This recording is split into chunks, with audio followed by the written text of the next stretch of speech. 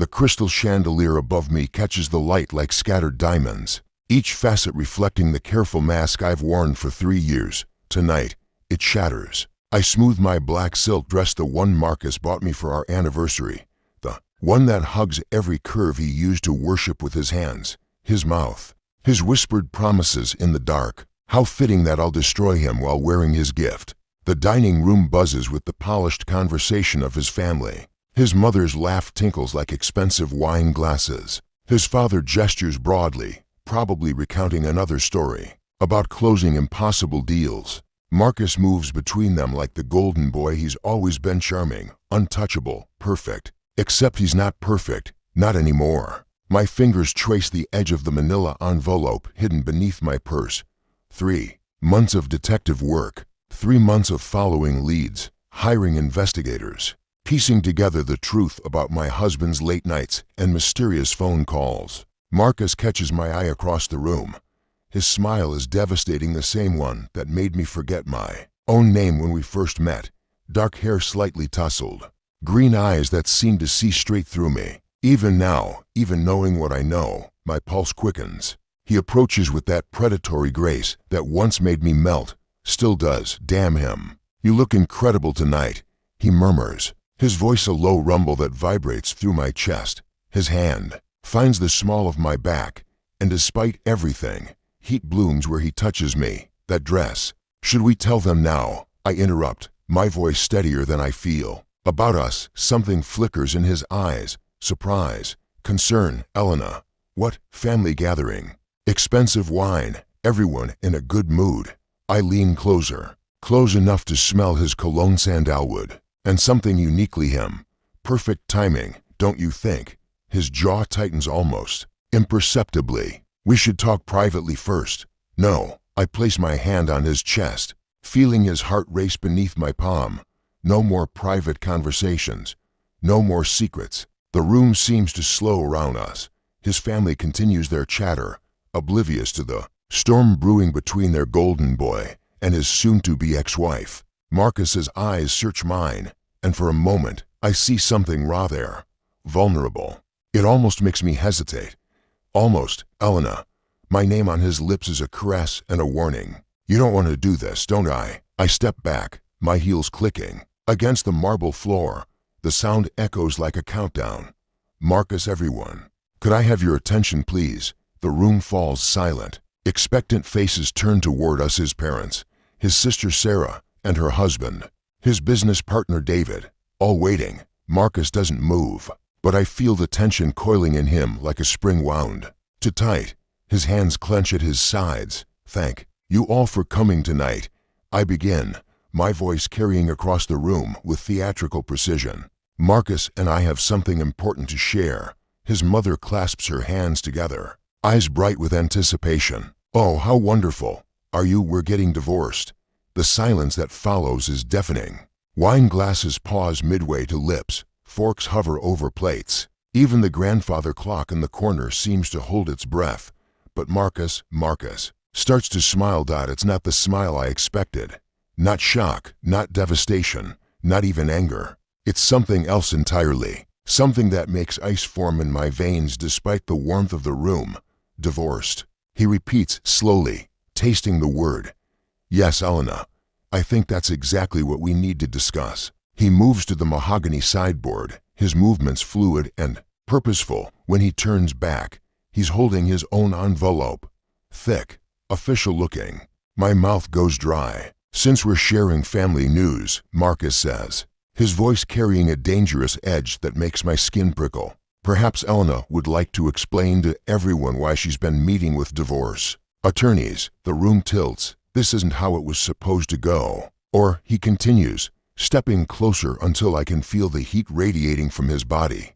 Would you prefer I share what I know about your Tuesday afternoon appointments? His eyes lock with mine, and suddenly I'm drowning. The careful script-eyed, rehearsed crumbles like ash, because in his gaze, I see something that terrifies me more than his anger ever could. I see knowledge, and beneath it, despite everything, I see desire. My heart hammers against my ribs as Marcus circles me slowly, predator to prey. The family watches in stunned silence. but I can only focus on him, the way his shirt pulls across his shoulders, the deliberate placement of each step, the envelope in his hands that might as well be a loaded gun. "Marcus," I whisper, hating how breathless I sound. "What are you doing?" "What I should have done months ago." He stops directly in front of me, close enough that I have to tilt my head back to meet his eyes. Tell the truth. His fingers brush against my cheek, so gentle it makes me shiver. But his eyes burn with something fierce and unforgiving. "Should we step outside?" his sister Sarah suggests weakly, but Marcus doesn't even glance her way. "No." Elena wanted an audience. His thumb traces my jawline, and my traitorous body responds despite the danger crackling between us.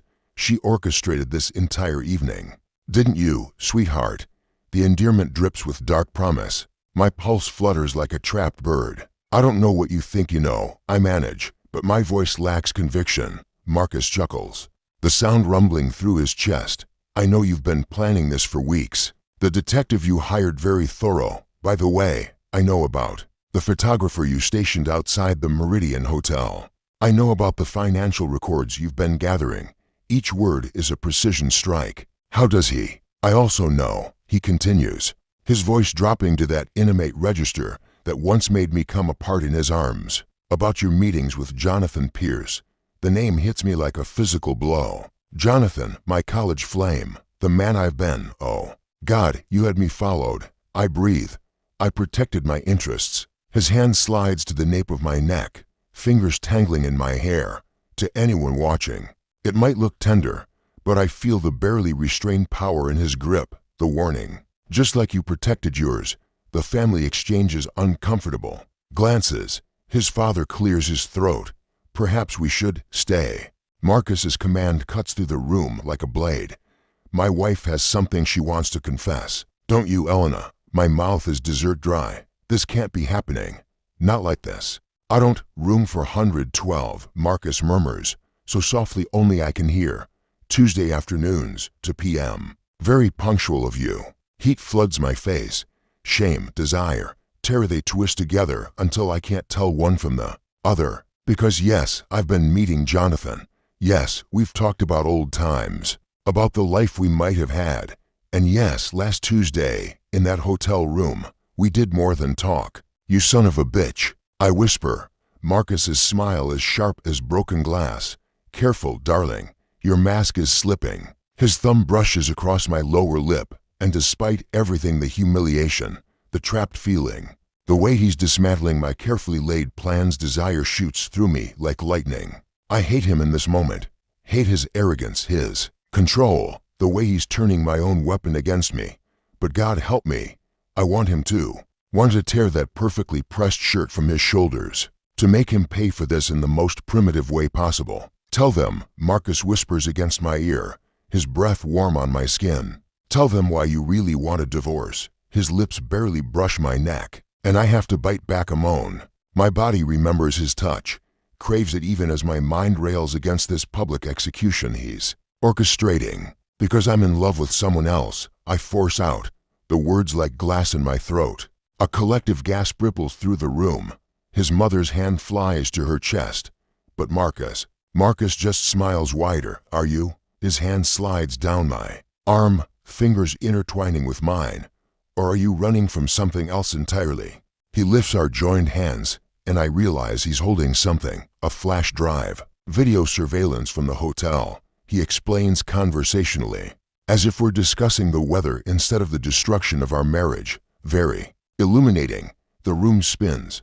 Video of Jonathan and me, of things that were meant to be secret, private, mine. "You wouldn't," I breathe, "wouldn't I?" His free hand cups my face, thumb stroking my cheekbone with devastating tenderness. "You wanted to humiliate me, Elena, to destroy my reputation in front of the people I care about most. Did you think I'd simply stand there and take it?" The truth of it hits me like a slap. Of course he wouldn't. Marcus never loses. It's what drew me to him in the first place, that ruthless determination, that refusal to be anyone's victim.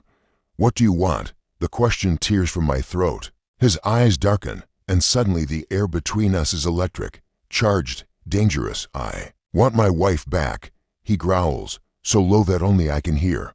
and I'm going to have her. Before I can process what he means, his mouth crashes down on mine. His lips are fire and fury, possession and punishment all at once.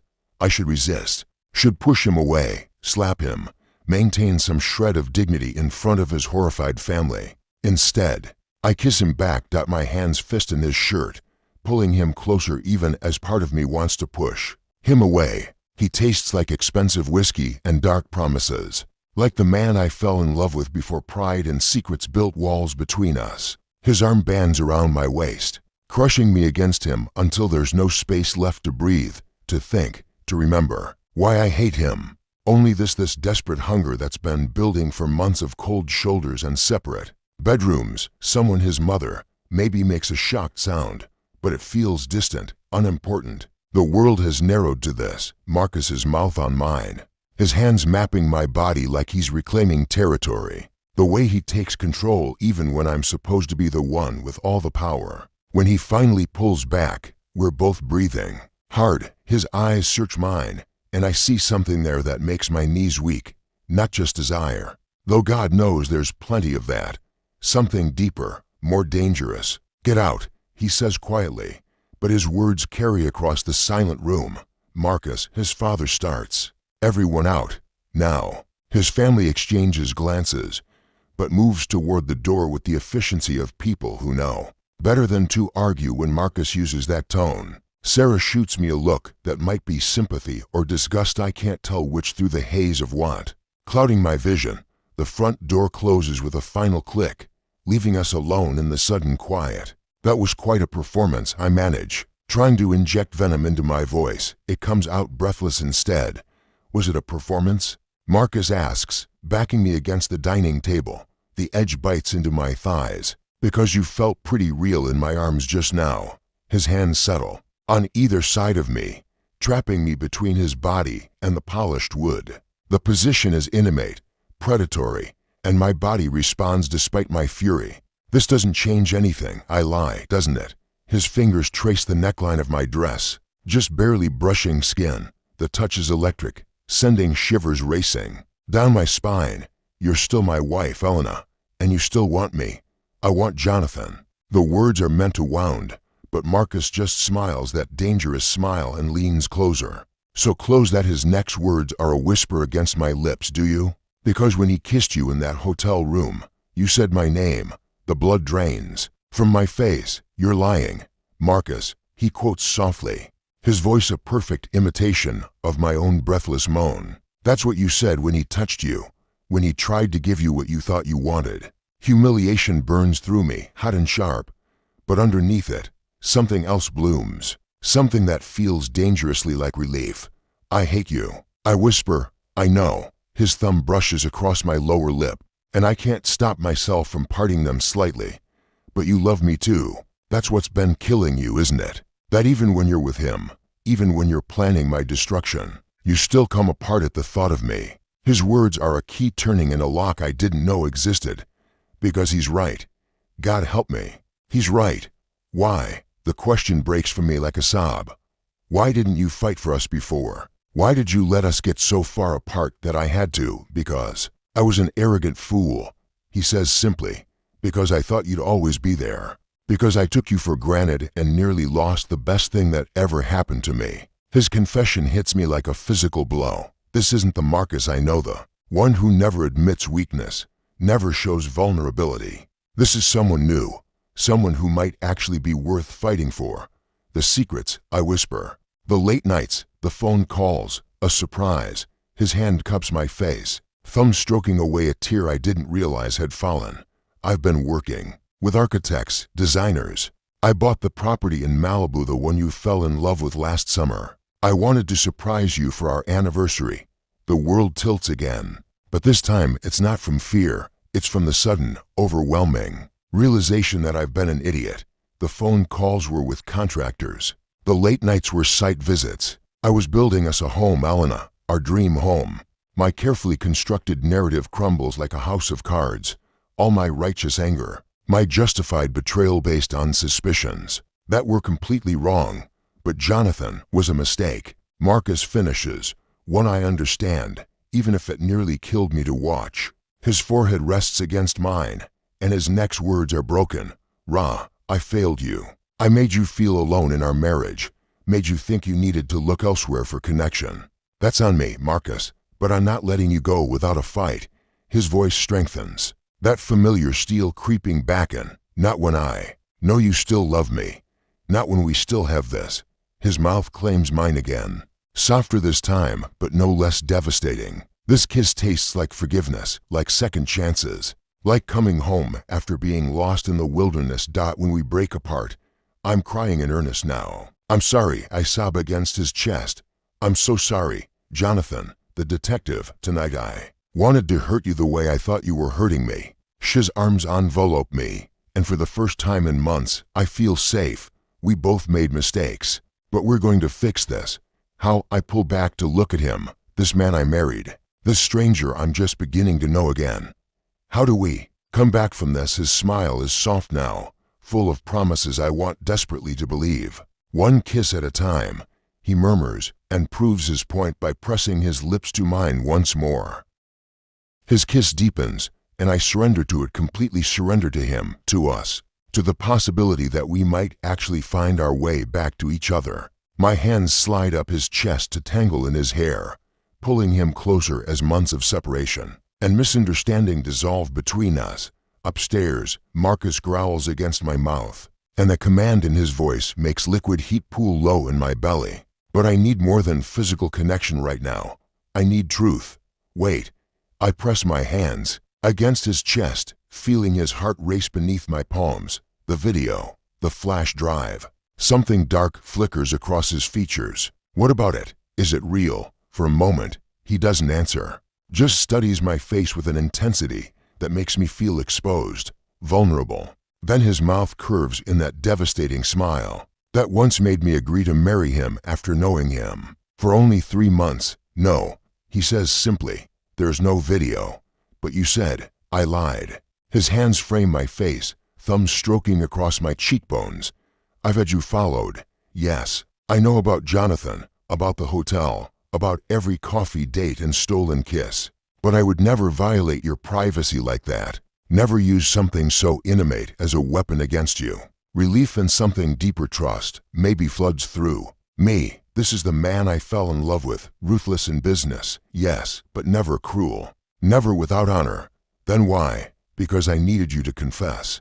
Needed you to stop running from the truth of what you've done, what we've both done, so we could actually deal with it. His logic is sound, even if his methods were brutal.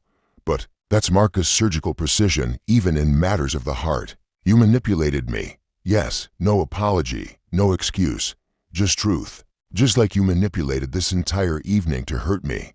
We're even now. The admission should anger me. Instead, it turns me on. This is the Marcus who built a business empire from nothing, who pursued me with single-minded determination until I couldn't imagine life without him. This is the man I married. I miss this, I whisper, tracing the strong line of his jaw. Missed you. The real you, not the polite stranger you've been for months. I missed you too. His voice drops to that intimate register that makes me shiver. Missed your fire, your passion, even when it's directed at me. His hands slide down to grip my waist, lifting me onto the dining table in one smooth motion.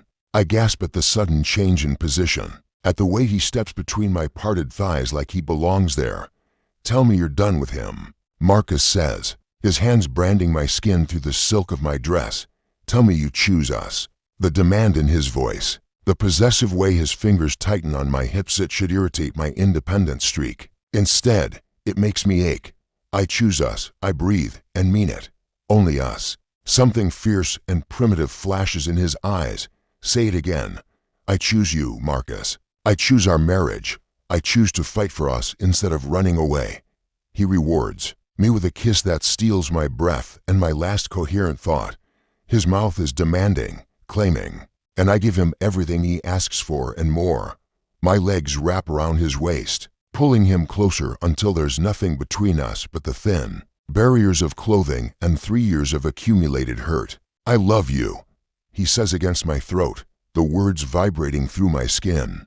I never stopped loving you, even when I wanted to hate you for leaving me. I never left. I protest, but he silences me with another kiss. You did. Emotionally, physically, you've been gone for months, but I'm bringing you back. His confidence should be arrogant, but it's not. It's a promise, and I find myself believing it despite everything. The things I said tonight, in front of your family, don't matter. His hands roam my body with familiar expertise, relearning curves he once knew better than his own. They'll understand eventually, and if they don't, he shrugs, the gesture dismissive. You're more important than their approval. The simple statement undoes me completely. For months, I've felt like I was competing with his work, his family, his public image for scraps of his attention. To hear him choose me so definitively, so completely, Marcus. His name is a sob on my lips as his mouth finds the sensitive spot just below my ear. I know. Baby, I know. His voice is rough with want and something deeper. I'm going to spend the rest of our lives making this up to you, making sure you never doubt how much you mean to me. And I'm going to spend the rest of mine earning back your trust. He pulls back to look at me, and what I see in his eyes takes my breath away. Not just forgiveness, but something that looks like wonder. We're really going to do this, he says. We're going to fight for each other instead of against each other. Yes, the word is fierce, certain, but no more secrets. No more assumptions. We talk to each other, even when it's hard. Especially when it's hard. He seals the promise with a kiss that tastes like new beginnings and second chances. When we finally break apart, I'm dizzy with want and possibility. Take me upstairs, I whisper against his lips. Show me how much you've missed me.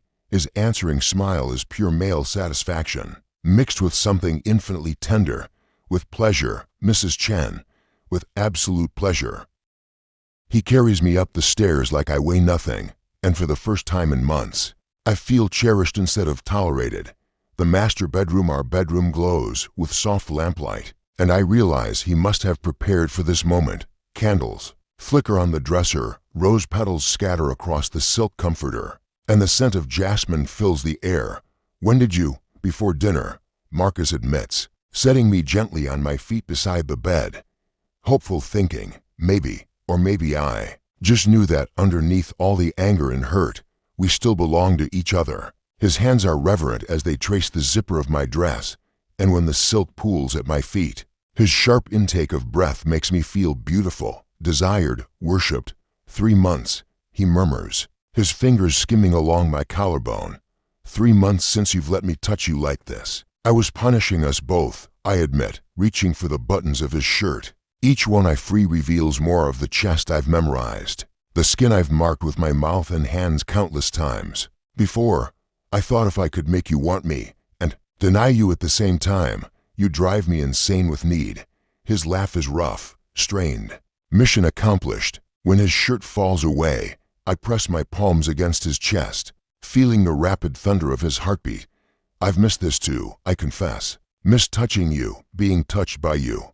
Jonathan was. He was a poor substitute for what I really wanted. Marcus's jaw tightens briefly, but then his expression softens. He gave you something I wasn't. Attention, affection, the feeling of being desired. I can't hate him for that. I can only promise to do better. And I promise to communicate instead of assuming the worst. I rise on my toes to brush my lips against his. I promise to fight for us instead of against you. Good. He growls, lifting me again and laying me back against the rose-scattered sheets. Because I'm done sharing you with anyone, even your doubts. His mouth trails fire down my throat, and I arch beneath him, every nerve ending coming alive under his touch. This is what I've been starving for, not just physical pleasure, but this connection, this feeling of being the center of his universe. I love you, I gasp as his lips find sensitive skin. God, Marcus, I love you so much it terrifies me. Don't be afraid. His voice is muffled against my skin, but I catch every word. I'm never going to give you reason to doubt that love again. He worships me with a devotion that brings tears to my eyes, mapping every inch of me like he's trying to memorize the moment when he finally claims me completely. It's with a tenderness that undoes me, not the desperate, almost violent passion I expected, but something infinitely more precious, my wife. He breathes against my ear as we move together in the rhythm we created years ago. My Elena. Mine. Yours. I agree, because it's true. I've been his since the moment we met, even when I was too proud and hurt to admit it. Always yours. The words seem to shatter his control, and suddenly he's moving with more urgency, more need. I match him stroke for stroke, kiss for kiss, until the boundaries between us dissolve completely. When we finally fall over the edge together, it's with a completeness that steals my breath. This isn't just physical release, it's rebirth, reconnection, coming home after a long exile. We lie tangled together afterward, sweat cooling on our skin, hearts gradually slowing to match each other's rhythm. Marcus's fingers trace lazy patterns on my back, and I press soft kisses to his throat. No more separate bedrooms, he says quietly. No more working late to avoid each other. No more letting pride keep us apart when we should be talking. No more secrets. I prop myself up on his chest to meet his eyes. About anything. Work, feelings, fears, we share it all. He nods solemnly. It won't be easy. We're both stubborn, proud people. Which is exactly why we fell in love in the first place. I smile, tracing the strong line of his jaw. We just need to remember to channel that stubbornness toward protecting us, not destroying each other. I can live with that. His arms tighten around me. I can live with anything as long as I have you. You do have me. I seal the promise with a kiss that tastes like forever. You have me, and I have you, and that's enough. That's everything. Outside our bedroom window, dawn begins to creep across the sky, painting everything in soft gold and pink. A new day, a new beginning. What do we tell your family? I ask, suddenly remembering the disaster dinner became. Marcus chuckles, the sound rumbling through his chest. The truth, that we had some things to work through, and we're committed to working through them together. They'll think we're both crazy. Maybe we are. He tilts my chin up so our eyes meet. Crazy enough to fight for something worth having. Crazy enough to choose love over pride. Crazy enough to believe that some mistakes are worth forgiving, and some marriages are worth saving, especially ours. His smile is soft, full of the promise of all our tomorrows. We're going to be disgustingly happy, Elena. The kind of couple other people roll their eyes at. I can live with that, I say, echoing his earlier words. Good. He rolls us over so he's above me again, his eyes dark with renewed desire, because we have about 20 years of marriage to catch up on. And I plan to start right now. As his mouth claims mine once more, I think about the woman I was just hours ago, angry, hurt, determined to destroy the man I loved most in the world. That woman seems like a stranger now. This woman, the one melting under her husband's touch, choosing forgiveness over revenge, love over pride. This is who I was always meant to be. And this marriage, rebuilt on truth and communication, and the kind of love that survives even our worst mistakes, this is what we were always meant to have. The sun rises on our second chance, and I've never been more grateful to be wrong about anything in my life.